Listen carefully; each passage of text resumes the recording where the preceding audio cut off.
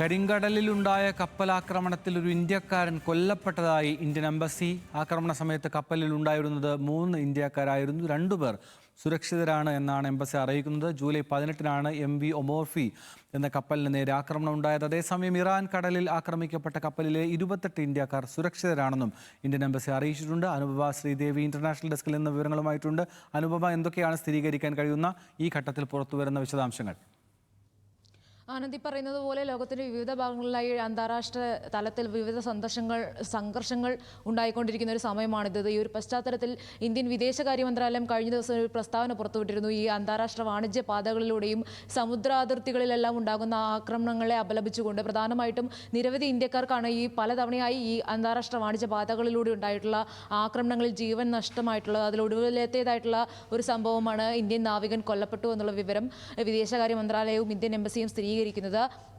ഈ ജൂലൈ 8-ന് കരിങ്കടലിൽ ഒരു റഷ്യൻ തുറമുഖത്തിന് സമീപമാണ് ഈ കപ്പൽ ആക്രമിക്കപ്പെട്ടതെന്നാണ് ഇന്ത്യൻ വിദേശകാര്യ മന്ത്രാലയം സ്ഥിരീകരിക്കുന്നത്. ഈ ആക്രമണത്തിന്റെ പശ്ചാത്തലമോ അല്ലെങ്കിൽ സാഹചര്യമോ എന്താണെന്നൊന്നും വിദേശകാര്യ മന്ത്രാലയത്തിന്റെ പ്രസ്താവനയിൽ വ്യക്തമല്ല. എന്നാൽ നാവികരുടെ അസോസിയേഷൻ, സീഫെയറേഴ്സ് അസോസിയേഷൻ ഈ കൊല്ലപ്പെട്ടത് ചീഫ് ഓഫീസർ ആയിട്ടുള്ള സാഗർ ഗുപ്ത എന്നുള്ള ഒരാളാണെന്ന് വിവരം പുറത്തുവിടുന്നുണ്ട്. അതുപോലെ തന്നെ ഈ കപ്പലിൽ യുക്രൈൻ ഡ്രോൺ ആക്രമണം ഉണ്ടാവുകയായിരുന്നു എന്ന് പറയുന്നുണ്ട്. ഈ കപ്പൽ ഒരു ബൾക്ക് കാരിയർ കപ്പലാണ്, അതായത് ധാന്യങ്ങളും കൊണ്ടുപോകുന്നത്.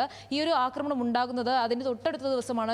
ജൂലൈ 19-ന് ഒഡേസ തുറമുഖത്ത്, യുക്രൈൻ്റെ ഒഡേസ തുറമുഖത്ത് ഒരു കപ്പലിൽ സമാനമായിട്ടുള്ള രീതിയിൽ ഡ്രോൺ ആക്രമണം ഉണ്ടാവുകയും 4 ഇന്ത്യക്കാരുൾപ്പെടെ 17 നാവികർ കൊല്ലപ്പെടുകയും ചെയ്തത്. ഈ ഒരു സാഹചര്യത്തിലാണ് നേരത്തെ മുൻപ് ആദ്യം പറഞ്ഞതുപോലെ തന്നെ ഇന്ത്യൻ വിദേശകാര്യ മന്ത്രാലയം മുന്നറിയിപ്പ് നൽകിക്കൊണ്ട് അല്ലെങ്കിൽ അപലപിച്ചുകൊണ്ട്, ഇത്തരം ആക്രമണങ്ങളെ അപലപിച്ചുകൊണ്ട് ഒരു പ്രസ്താവന പുറത്തുവിട്ടത്.